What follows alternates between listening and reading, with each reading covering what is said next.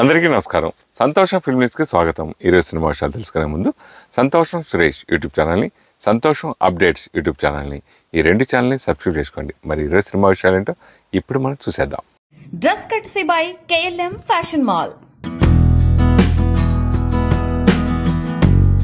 భారీ వర్షాలతో అతలాకుతలమైన తెలుగు రాష్ట్రాలను ఆదుకునేందుకు టాలీవుడ్ ప్రముఖులు ముందుకొస్తున్న సంగతి తెలిసిందే. యంగ్ టైగర్ ఎన్టీఆర్ తన వంతుగా ఏపీ, తెలంగాణ రాష్ట్రాలకు 50 లక్షల చొప్పున విరాళం ప్రకటించారు.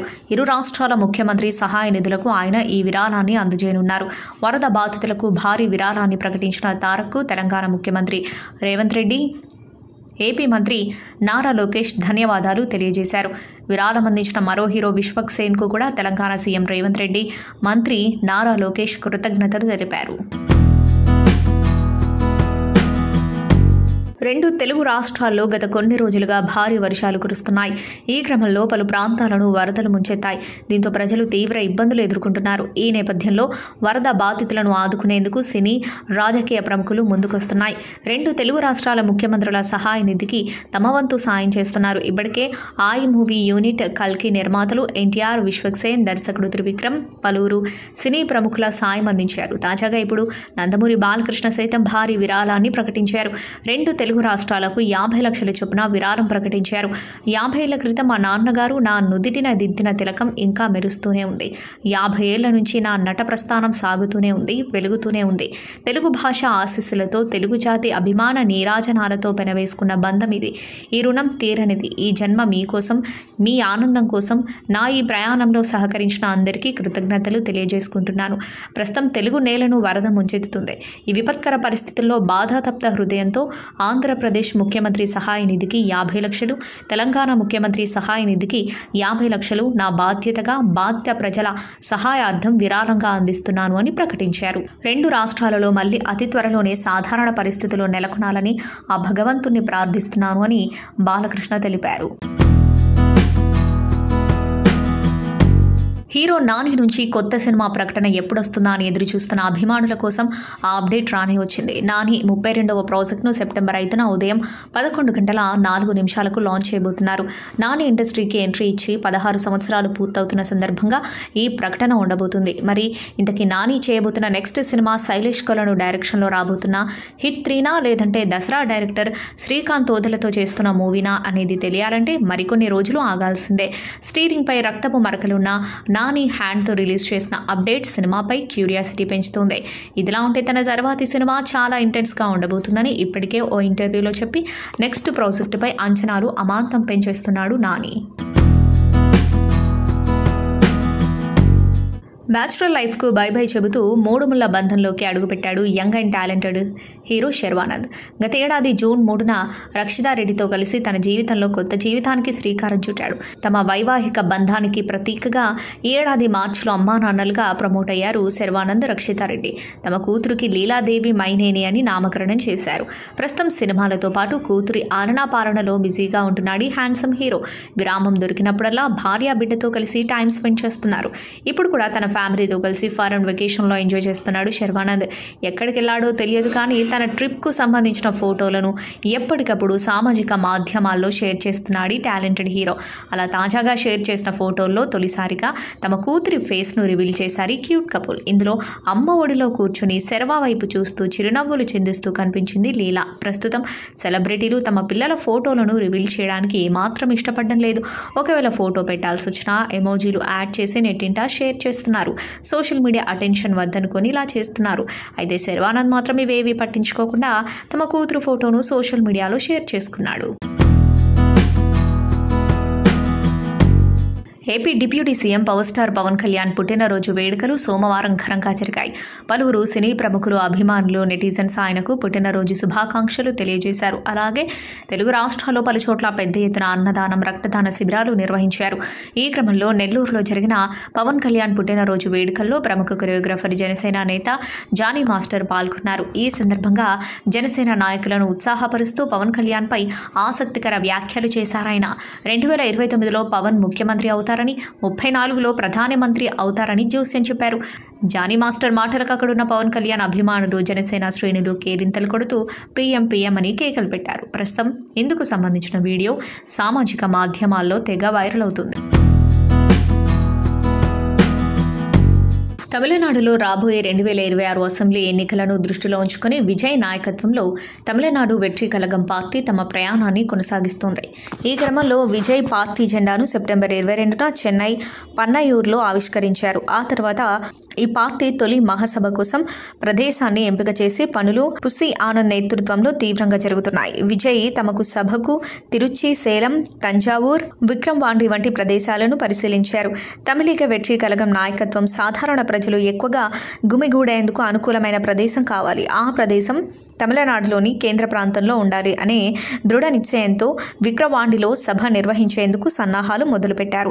ఈ నేపథ్యంలో విజయ్ మక్కల్ మండల ప్రధాన కార్యదర్శి బుసిసి ఆనంద్, జిల్లా నాయకులు విల్లుపురం జిల్లా కలెక్టర్ను కలిసి విక్రవాండి ప్రాంతంలో 23వ తేదీన సభ నిర్వహించేందుకు అనుమతి పొందేందుకు లేఖ సమర్పించారు. దాన్ని కలెక్టర్ ఎస్పీకి పంపగా ఆయన దానిని డీఎస్పీ సురేష్కి పంపారు. మొత్తానికి పోలీసులు ఈ మహాసభకు సంబంధించి 21 ప్రశ్నలను సంధించారు.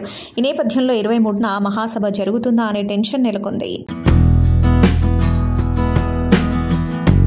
థ్రిల్లర్ సినిమాలకు ఉండే డిమాండ్ వేరు. సరిగ్గా తీయాలే కానీ అద్భుతమైన సక్సెస్ అవుతాయి.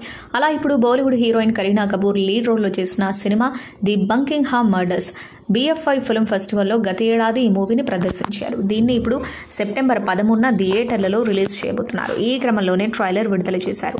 ట్రైలర్ బట్టి చూస్తే బంకింగ్హామ్ షైర్ ప్రాంతంలో పిల్లాడు హత్యకు గురవుతాడు. అది కూడా పిల్లల దినోత్సవమైన నవంబర్ 14న. దీంతో ఇండో బ్రిటిష్ డిటెక్టివ్ తన పరిశోధన మొదలు పెడుతుంది. 5గురిని అనుమానిస్తుంది. ఇంతకీ ఆ పిల్లాన్ని ఎవరు చంపారు, చివరకు ఏమైందనేది స్టోరీ. దీన్ని ప్రెజెంట్ చేసేలానే ట్రైలర్ కట్ చేశారు. 1992 స్కామ్ సినిమాతో దర్శకుడు తన మార్క్ చూపించిన Hansal Mehta the Buckingham murders మూవీకి దర్శకుడు. మలయాళ చిత్ర పరిశ్రమలో హీరోయిన్లు ఎదుర్కొంటున్న లైంగిక వేధింపులు, దోపిడీలపై హేమ కమిటీ ఓ నివేదిక విడుదల చేసిన విషయం తెలిసిందే. ఈ నివేదిక 2019లోనే ప్రభుత్వం చేతుల్లోకి వచ్చింది. ఇప్పుడు నివేదికలోని అంశాలు బయటకొచ్చాయి. దీని గురించి చాలా మంది మాట్లాడుతున్నారు.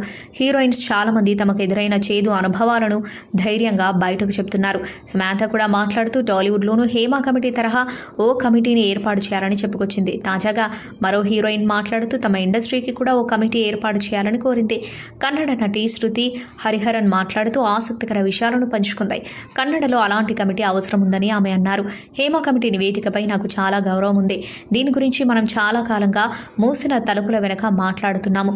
దీని గురించి మన సన్నిహిత వర్గాలలో కొందరు జోకులు వేసేవారు. అయినా ప్రభుత్వం ఈ అంశాన్ని సీరియస్గా తీసుకోవడం గర్వించదగ్గ విషయమని ఆమె అన్నారు. ఇది మహిళలకు చీకటి కాలమని బాలీవుడ్ నటి అనన్య పాండే అన్నారు. మహిళలపై జరుగుతున్న అఘాయిత్యాల గురించి ఆమె తాజాగా ఓ ఇంటర్వ్యూలో మాట్లాడారు. గతంతో పోలిస్తే ఇప్పుడు నటీమణులు వారి సమస్యలను ధైర్యంగా చెప్పగలుగుతున్నారని అన్నారు. సమాజంలో జరుగుతున్న ప్రతి విషయం గురించి మహిళలకు అవగాహన ఉండాలి. ప్రస్తుతం చాలా దారుణమైన పరిస్థితులను ఎదుర్కొంటున్నాం. ఇది మహిళలకు చీకటి కాలం. ఈ దాడులను ఆపడం కోసం ఏం చేయాలో ఆలోచించాలి. మన చుట్టూ ఉండే పరిసరాలను గమనించుకుంటూ ప్రతి వ్యక్తిపైన అవగాహన కలిగి ఉండాలి. నేను ఇలాంటి పరిస్థితులపై ఎప్పటికప్పుడు చర్చిస్తూనే ఉంటాను. వాస్తవానికి చట్టాలను మార్చాల్సిన సమయం వచ్చింది. ఇది చాలా అవసరమైన నిర్ణయం. ప్రభుత్వం ఈ దిశగా చర్యలు తీసుకోవాలని కోరుకుంటున్నా అని అన్నారు. Devara 1 pan India movie lovers ఆసక్తిగా ఎదురు చూస్తున్న తెలుగు సినిమాల్లో ఒకటి. జూనియర్ ఎన్టీఆర్ టైటిల్ రోల్లో పోషిస్తున్నాడు. కొరటాల శివ దర్శకత్వం వహిస్తున్న ఈ మూవీ దేవరా 2 పార్టులుగా తెరకెక్కుతూ ఉండగా దేవరా పార్ట్ 1 సెప్టెంబర్ 27న గ్రాండ్గా విడుదల కానుంది. మేకర్స్ ఇప్పటికే మ్యూజికల్ ప్రమోషన్స్లో భాగంగా చుట్టమల్లె మెలోడీ ట్రాక్ను విడుదల చేశారని తెలిసిందే. తారక్, జాన్వీ కపూర్ కెమిస్ట్రీలో వచ్చే ఈ డ్యూయట్ సాంగ్ సినిమాకే హైలైట్గా ఉండబోతుందని విజువల్స్ చెప్పకనే చెబుతున్నాయి. ఈ సాంగ్ మ్యూజిక్ లవర్స్ను ఇంప్రెస్ చేస్తూ నెట్టింట టాక్ ఆఫ్ ది టౌన్గా నిలుస్తుంది. చుట్టమల్లే పాట విడుదలైన నెలలోపే యూట్యూబ్లో 100 మిలియన్లకు పైగా వ్యూస్తో నంబర్ 1 స్థానంలో ట్రెండింగ్లో నిలుస్తుంది. ఈ సాంగ్ 4 వారాలుగా మోస్ట్ ట్రెండింగ్ జాబితాలో కొనసాగుతూ ఉండటం విశేషం.